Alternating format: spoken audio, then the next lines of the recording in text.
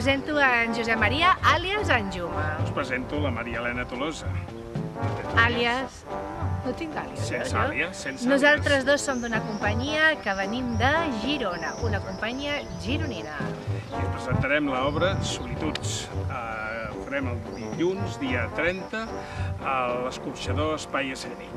A les 7 de la tarda. A les 7 de la A les tarda. 7 de la tarda. A les 7 de la tarda. Aquest tros em tocava a mi. Perdó.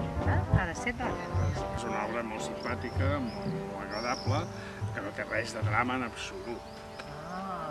La veritat és que són 4 històries i cada una és veritat que la paraula solituds és la que fa de lligam entre una i altra. Però parlem de moltes solituds, però en realitat són 4 històries tragicòmiques. Tinc un bon rodà que em va dir quantes bilis hem de fer una cosa junts. Exacte.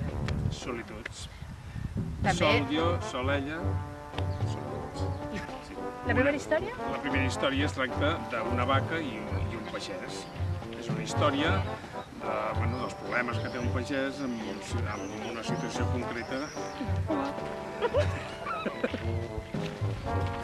L'altra és d'un avi, és un avi que en un moment donat se li ha mort l'últim amic que li quedava i intenta marxar, cada dia puja dalt al pis a casa seva a veure si és mort i no hi ha manera. És que al final hi ha una solució radical.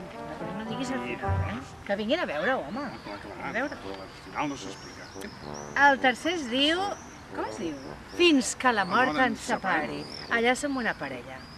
Una parella de vampirs. Aquesta gent té els problemes que, clar, imagineu-vos una parella que viuen 50 anys junts, que Les típiques discussions de parella, no? T'has de fer tu això? Les típiques